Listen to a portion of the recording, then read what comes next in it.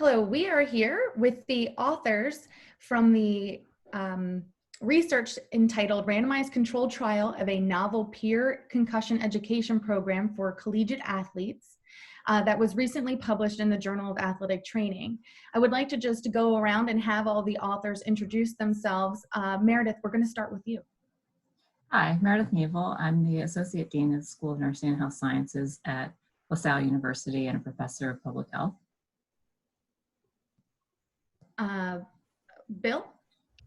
My name is Bill Ernst. I'm an associate professor of psychology in the doctoral program in clinical psychology at Chestnut Hill College, and I'm the founding executive director of the Center for Concussion Education and Research of Chestnut Hill College. Brendan? Hello, I'm Brendan Connell. I'm the head athletic trainer at Pomona High School, and I'm currently contracted through Panorama Orthopedic and Spine. Nice. My name is Jay McDevitt. I'm a faculty member in the athletic training program at Temple University, and I am one of the contributors to the sports medicine research blog, as well as a concussion educator myself through the Brain Stats and BCIU. So I'm really excited to talk to you guys today. This research paper was just such a pleasure to read. I absolutely love the idea. So let's just start right there. How did you get the idea for such a novel approach for concussion education delivery? I'll start and then I'll let Bill kind of get into the peer part of it. So the NCAA had put out a call for novel programs to change the culture of concussion. And I think the peer part of that was something that Bill had really pulled into it. Bill, do you want to talk about the peer component of it? Sure. So basically the idea was, if you look at the landscape of concussion education, most of the programs that are out there consist of fact sheets, videos, and those are very important and necessary approaches to concussion education. They've been shown in the research to increase knowledge and to increase awareness of symptoms, the risk of premature return to play. But what they don't appear to do, and there is some research that supports this idea, is that what they don't appear to do is really change the culture of concussion to increase honest and early symptom reporting. So, on first blush, you think, oh, if you know more about it, you know more about the symptoms and the risks of returning to play, then that should get most folks, most student athletes to report their concussion. But it turns out it doesn't look like that's the case. So, as Meredith mentioned, the NCAA and DOD put out a call for proposals through their Mind Matters Challenge to develop innovative educational programs that might change the culture of concussion. So, not to get too poetic here, but I was sitting on my back deck, just thinking like, well, what might work? And, I played a lot of sports up through high school. I've coached a lot of youth sports. My son is a pretty competitive youth sports athlete. And I'm like, these approaches don't appear to, change the culture to get student athletes to report more. So what might do that? And the thing that kind of hit me was, this really needs to come from the student athletes themselves. That needs to be the main driver of the education. And we need to kind of change that culture from within the team.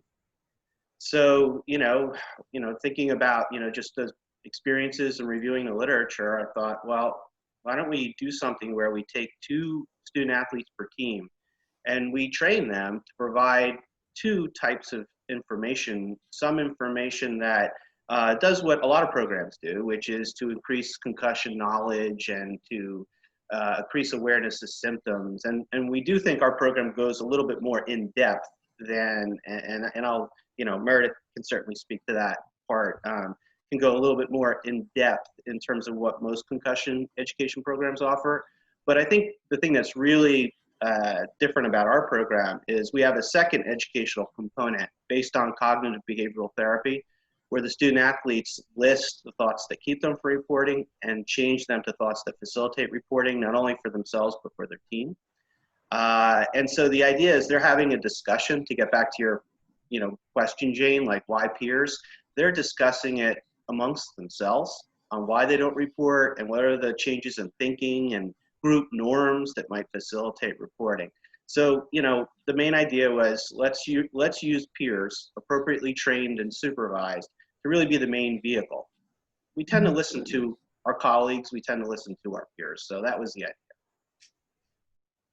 Can you just briefly explain the program and you know, the methodology of how you carried it out? Sure. You want to explain the program and then I'll do the methodology? Yeah, that's fine. Well, why don't you go ahead, Meredith? You know, because I've been talking for a while already. That's okay. So the program is essentially two main components, and the program has, as Bill explained earlier, the knowledge component. So there's the first part of the program is describing essentially, here is what concussions are. This is the knowledge component. So this is what happens when your brain gets concussed. And that part of the program also has, and this is really where Brendan's contribution was really, really excellent. This is also what happens when you go through the return to play protocol. And one of the things that we found that was really, really interesting was that while most of the athletes were pretty familiar with some of the symptomology, especially things like headaches and things like that, they were not as familiar with some of the symptoms that were less common, some of the depressive symptoms and things like that. And so we really went forward with highlighting those. We used different colors to really make those things pop. And some of our results show that those were the things that they really gained on in terms of their knowledge. The other thing, and this is where Brendan was really instrumental, was in identifying that return to play protocol, but not just this is the return to play protocol, but this is how it relates to the pathophysiology. And we didn't use that term because the student athletes, that was kind of a word. We did in our systems of our development was really understanding what was sort of at the student athletes level and what wasn't. The second component of the program was, as Bill described, the cognitive behavioral component. And it's a really active component where the student athletes work with identifying thoughts or cognitions that would prevent them from reporting their own as well as their teammates' concussion, and then replacement cognitions. And I think this is the part that's so unique that we haven't seen anywhere else. So it's what I call the pre-arming component. So pre-arming them with thoughts that would enhance their reporting before they get on the field, before they have the concussion. This is what I'm going to do so that if I am found in this situation, this will allow me to really think about reporting my concussion, as well as if I see my teammate in distress or I see them being injured or not something's off or something's not quite right. This is, I know what I need to do. I don't have to think about it. I'm already there. I already have that cognition right away. It's right there and I have it right there. How we set this up and how we evaluated it was we had 10 schools across all 3 divisions of the NCAA. We randomly assigned 3 different gendered high concussive sports for each team to either the control or the experimental condition. And we measured them at baseline, immediately after intervention, or after control condition. And then 1 month later, we assessed them on multiple different outcomes. We assessed on intention to report, we assessed them on concussion knowledge, we assessed them on the return to play knowledge, which was, Brendan helped us a lot with that. Because that was his area. Thank goodness he helped us with that. And we assessed them on a lot of other behavioral outcomes. And then we also took a look at and analyzed what they put in those worksheets, what they were really reporting as those cognitions. So what were those cognitions looking like in terms of what they would report, what they were going to report, what was preventing them from reporting themselves, what was preventing them from reporting their teammates, and then what were those cognitions that were going to enhance their reporting, both for themselves as well as for their teammates. Before we get into the results of your study, which were amazing, do you want to just touch on how did recruiting go, or buy-in and retention? Like, you know, for these really novel programs, typically that can be difficult. Yeah, we actually had pretty good recruiting. So for the most part, we didn't have much trouble recruiting. We had attempted to, approach a number of different schools. There were a number that never got back to us. Which is pretty typical. Our retention of the student athletes that we did recruit was fairly high. So the number who stayed in our study was actually really high. We were actually quite lucky for that. So we did not have too much difficulty. How we recruited our participants was we actually approached the athletic directors and the assistant athletic directors at the schools, who then carried out the program. So we wanted it to be very naturalistic in how it would play out. We were not the ones doing the study at the sites. So it was the athletic directors who were doing it. And we wanted it to be, again, very naturalistic, how it would happen if somebody were utilizing this program and utilizing the manual that we created at that site, not us going in and saying, this is how you do it, we're doing it, here it is. So we wanted to see how it would happen if we weren't involved, and that is exactly how it worked. And because that was how it was happening, I think the athletic trainers, the athletic directors, they were the ones that were carrying it out, and they got the student athletes involved. They got them there, they got the team meetings, and it was each team, it wasn't individual athletes doing it. And I think that was why we had such good retention. Yeah. How long did the training go for the peer? So there was the primary peer, and how did that go, or what did that look like? So the training takes, I'm sorry, go ahead, Bill. That's all right. So the training takes about an hour to train the peer educators. So what we do is we do three things, and we've implemented this now outside of the study for about 5 years at Chestnut Hill College. And when we train them, first thing we do is we go over the education module that is about enhancing knowledge around concussion. So we just go through it with them, and we have them study it and then ask any issues they have.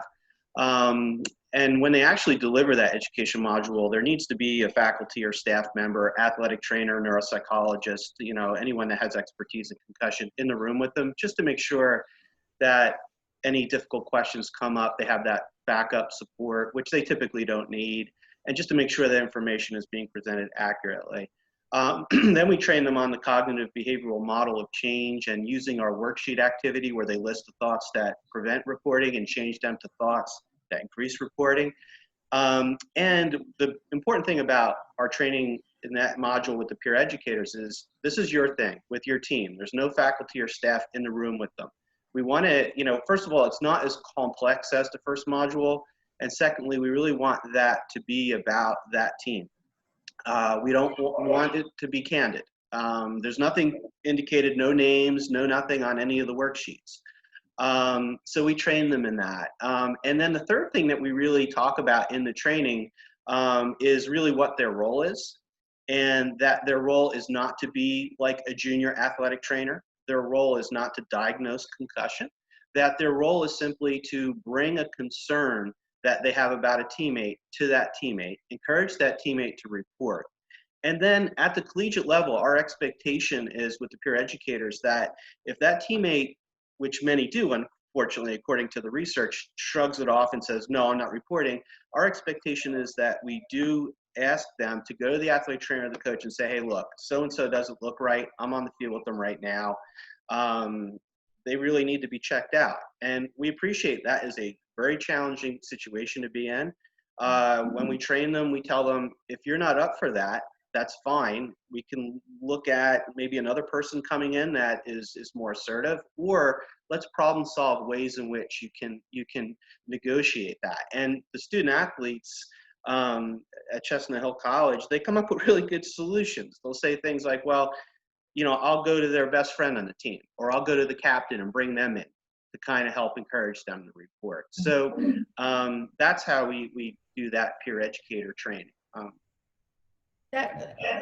So when I was just reading the manuscript, I really liked the inclusion of the peer and how they're trying to really help the teammates and the worksheets and having this learning over time. But then as you discuss it, it's almost like you're also giving them tools on how to be, a leader and how to be a compassionate, student, athlete, and friend. So let's get to the meat. So what were your primary results? What were your thoughts? And where are you going next? So the primary results were that essentially, I mean, if you just put it in a nutshell, everything was significant, which is, as a scientist is like, yay, this is amazing. Yeah. Right. So knowledge increased, intention to report increased, and all of our outcomes increased. So what we saw was that the student athletes were, everything that we wanted to see increased, and it held at the 1 month time point. We also saw that student athletes were more likely to report. They were more likely to report a teammate. They were more likely to report themselves. And these were all really good, significant findings. They were more likely to recognize the consequences of reporting. They were more likely to see the impact of that. So all of the sort of outcomes that were related to the theory of planned behavior, the theory of reasoned action, were significant. Where we are looking to go next and how the program was designed actually was to scale, as we say, scale up and scale down. So the original call was from the NCAA and the Department of Defense, and that was intentional. The Department of Defense was included because the military was also interested in this because of the high concussion rate that the military has. So when we say scale up, it was designed to scale up to the military. It's also designed to scale down because we also know that if you're really going to change the culture of concussion, you have to change it at the lower school level, at the high school level, and at the middle school level. So when we did some of the preliminary work for this, our student athletes told us, if you want to change the culture of concussion, you need to change this at the middle school level. I mean, our athletes told us exactly that. They said, you've got to get to the middle schoolers. That's where you're going to see the change in concussion culture happening. So some of our, future plans are to really change this at the high school and the middle school level. So that's sort of where we see going. That's just what I absolutely really took away from this is you're not just changing concussion knowledge, because we've seen that, like Bill said earlier, videos and lectures have also been found to increase knowledge, but reporting behaviors and intentions haven't changed. And so I thought that was really incredible that you saw those changes. And I really love how you're the approach of scaling up and scaling down and changing the culture that encompasses concussion reporting. So what would you say to somebody that would like to do this at their school? How would you say to go about it, or what would be some tips? So one of the things that we developed as part of our program that we developed through NCAA DOD My Matters was an online manual. So the idea was we needed something that was going to be easily to disseminate and scalable. So, and Brendan was heavily involved, during that process, and I'd be kind of curious to hear some of his thoughts about it too. But the basic idea was we're going to develop an online manual. It's going to have step-by-step procedures, and we have 5 steps. 1, form the team to implement the program. 2, select the peer concussion educators. We have criteria on how to select them. 3, train the peer concussion educators, which we just talked about. Step 4, they actually deliver it to the teammate. And then step 5, we have recommendations and measures, including the same measures from our RCT that they can use to assess the program at their own institution if they wish. All of this is available, and all the materials are embedded in the online manual, along with video tutorials from the peer concussion educators, the coaches, about just the nuances. You can write something really clearly, hopefully, and you can have the materials, but then hearing someone like Brendan, who's on the online manual, talking about his approach to selecting the peer educators and training them, or listening to a coach. Our peer concussion educator selection committee is an administrator from athletics, an athletic trainer, and a coach on that team. So how they went about it. So everything's on the online manual. In the RCT paper, there's a link to it. There's a link to it in the RCT's companion paper, which was also published in the Journal of Athletic Training, which also describes in more detail the development of the program and the program in general. And then at our Center for Concussion Education and Research at Chestnut Hill College, if you just go to chc.edu and click on the site map, you'll find everything you need. And what we would say is just, follow the manual and have fun with it. And I don't know if Brendan, you want to add anything, because you were there with our pilot implementation when we really did not know what we were doing, and we were kind of doing it like literally one step at a time and backfilling the manual in kind of almost simultaneously. So just curious to what your experiences and thoughts were, Brendan. Yeah, sure. I mean, with like selecting the peer educators, I think that is a really, really important factor in this. So having coaches and athletic trainers involved in that process, someone that maybe, these students that maybe have an interest in science or health, they would be perfect candidates for this, so that they are just engaged the entire way and, throughout the whole process of doing this. And really just everyone being on board. And I found that at Chestnut Hill, we had great support from the top down, from the athletic director, the coaches. They presented great candidates, and they weren't necessarily team captains. They were people that were successful in the classroom as well as on the field. And then people on the team just had a great relationship with those people as well, those peer educators. And that selection process is really a make or break for how it's rolled out. At the high school level, I know that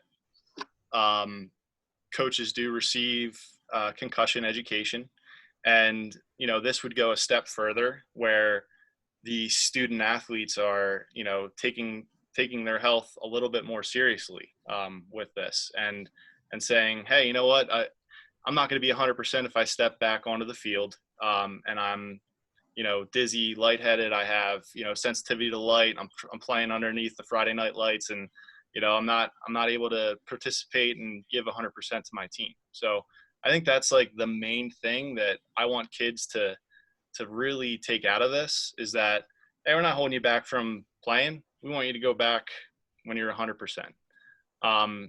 So, and with that, since I've worked at both the college level and at the high school level, I applaud every athlete that steps into my athletic training room and says, hey, I got hit Saturday, I'm just not feeling right. I think I have a concussion. And, we do that evaluation, and, out of an abundance of caution, we monitor them over that time until they are fully recovered. And, it's probably like the one thing that I do the most of at the high school is concussion return to play. And so it's definitely something that I really am encouraged by the kids that are going through school right now, and they're coming into my office and saying, hey, this has happened, and can you check me out? And so I think there is some change, and I think that the peer concussion education program will definitely aid in that as well, and just push it forward even a little bit more. Yeah, thank you.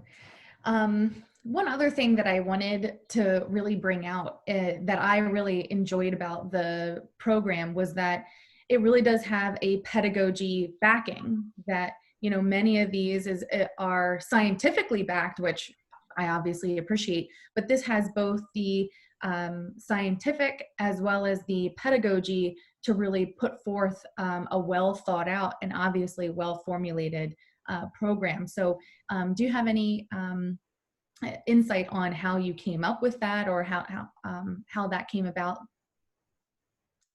Yeah, so we did base it on the theory of planned behavior and the theory of reasoned action because, you know, there really did need to be some kind of plan ahead of time. And we also used, I mean, we really combined a couple of different things and the cognitive behavioral theory to really give it some basis in that.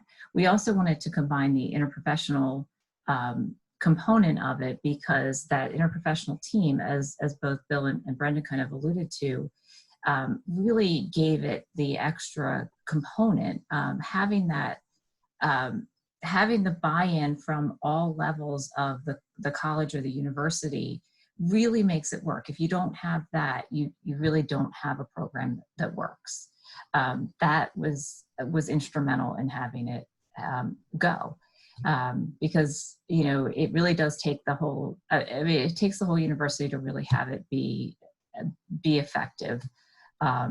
It takes the athletic director and the coaches to really say that this is going to work, and having somebody be in there to monitor the program and say, this is, you know, yes, you're on track.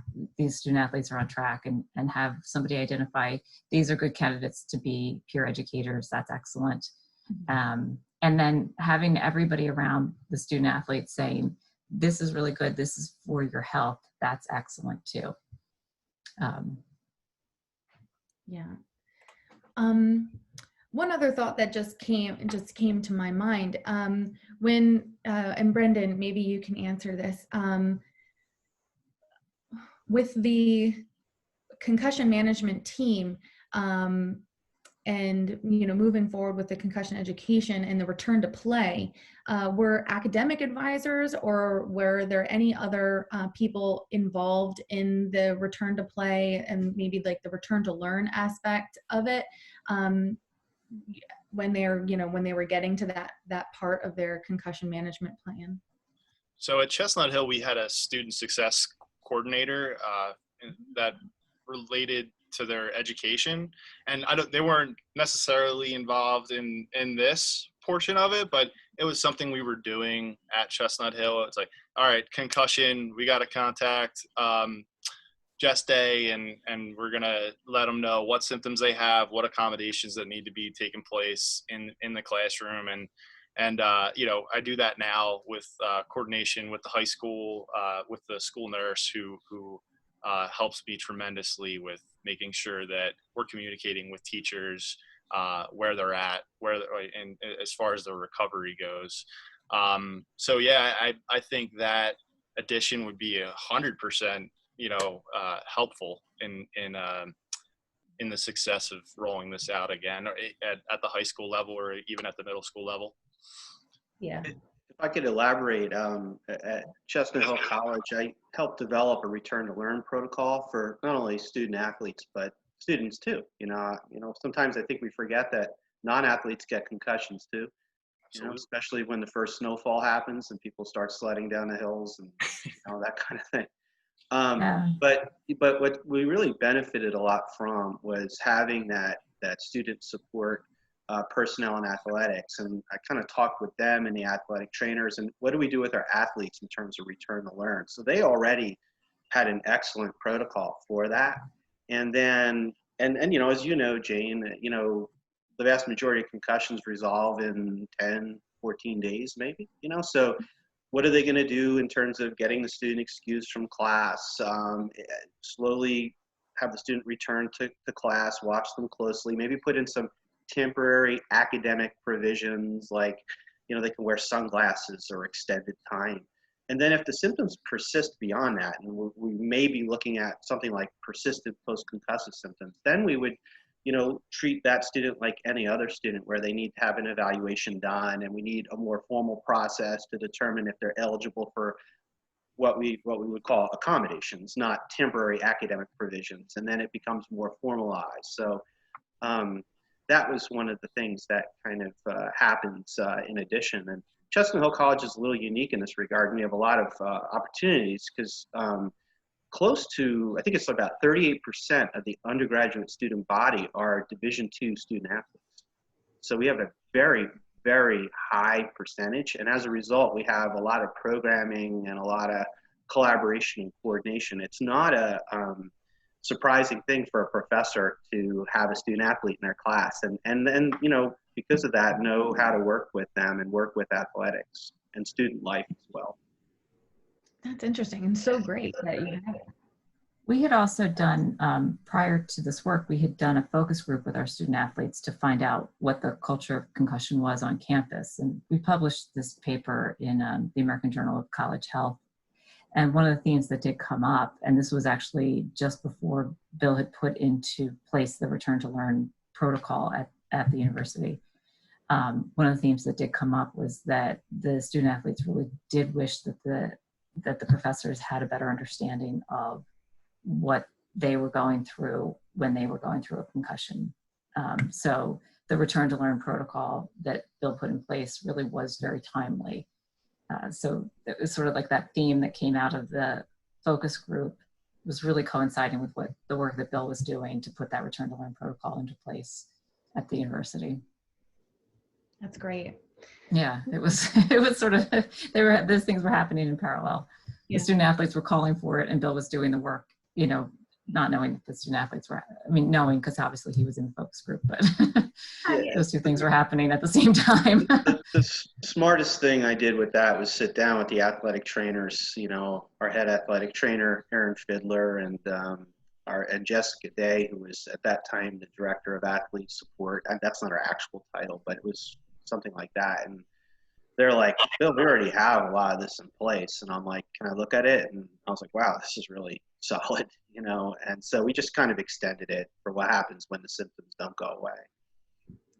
That's great, because it's hard because, you know, from an athletic trainer's point, you know, we're trained in the medical, but we don't have that pedagogy side, and then the teachers have the pedagogy side, but not the, you know, the medical. So, you know, there really does need to be a discussion and a collaboration to really move forward, you know, with this. So that's really interesting and excellent how you really have and developed this great, you know, 360-degree concussion plan of care, from education, return to play, return to learn.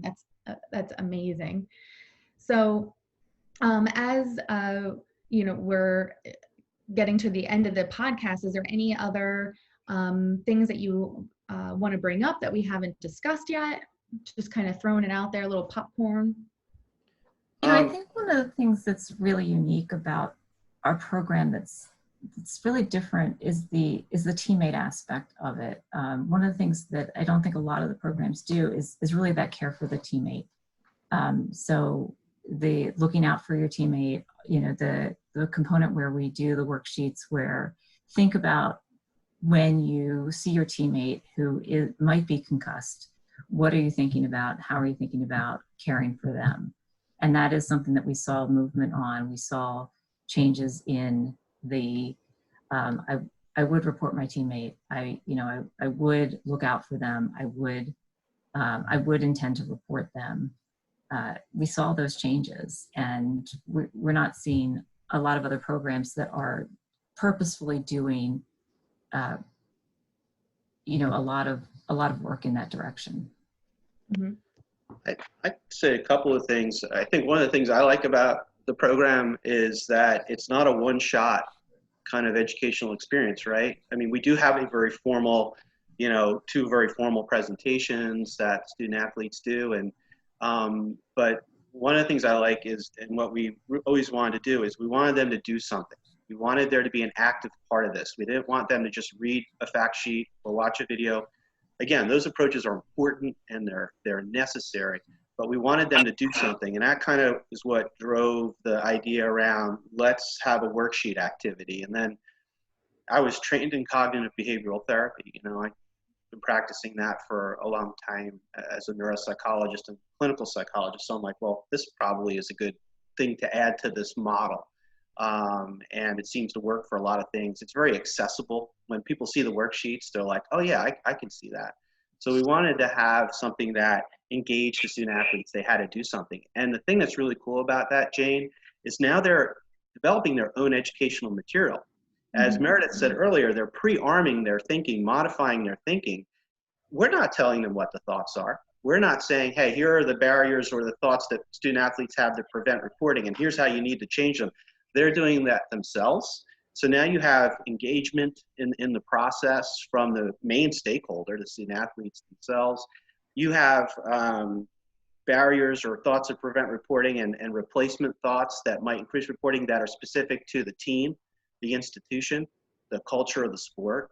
And so that's one thing that we really like about the program ourselves. I mean, obviously we like the program because we developed it, but of course. But the other thing is these peer concussion educators, and this is kind of my earlier point, after the formal part of the program, they're embedded now on a team.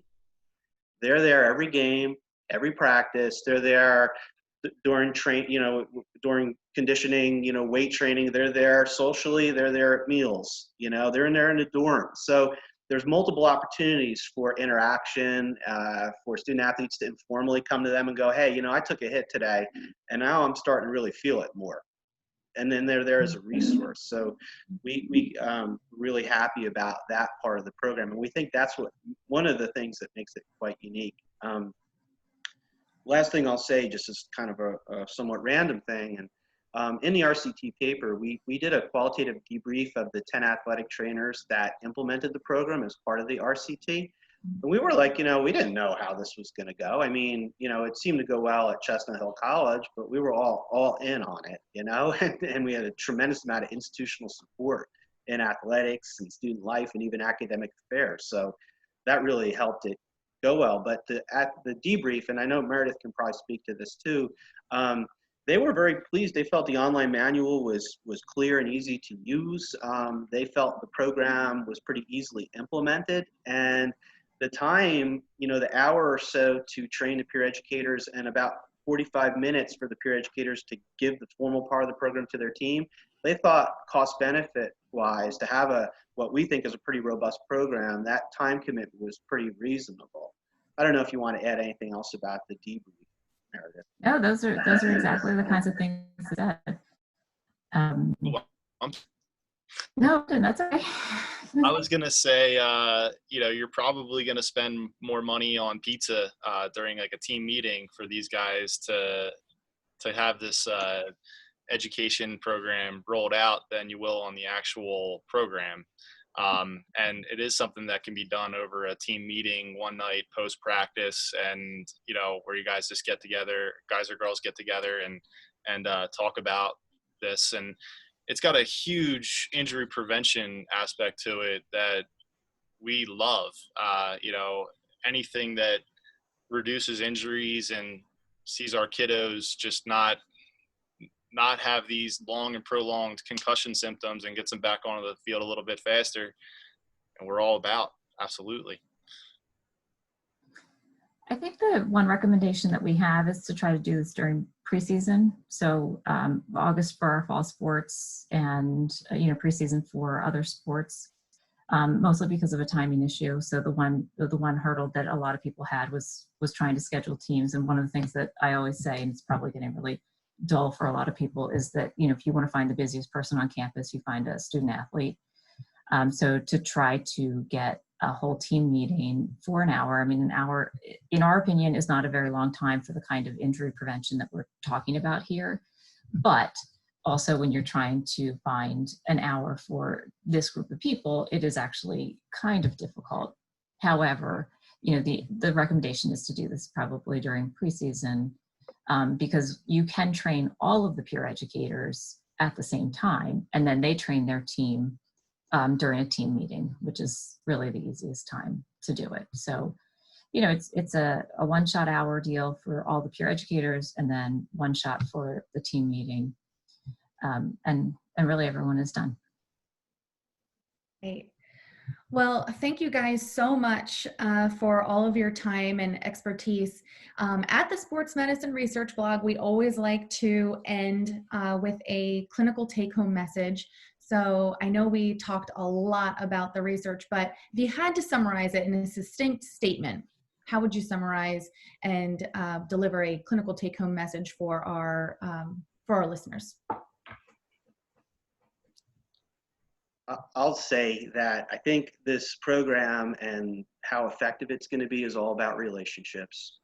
It's all about the relationship that the athletic trainer has with the coach, the team has with the athletic trainer and the coaches, people like myself that are developing programs, just reaching out and building the trust, building the relationship, and trying to just get everybody on the same page.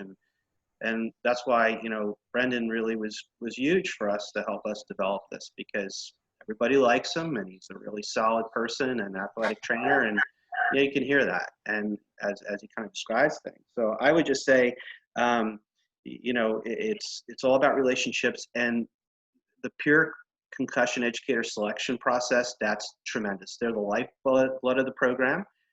If they're not mature, academically solid leaders, and if they don't walk the walk themselves, the program's likely not going to be nearly as useful as if they walk the walk themselves and they're solid people. Great. And thank you guys so much. This has been a real pleasure for me. And I know that our listeners are really going to enjoy this as well. Yeah. Thank you Thank so you, much. James.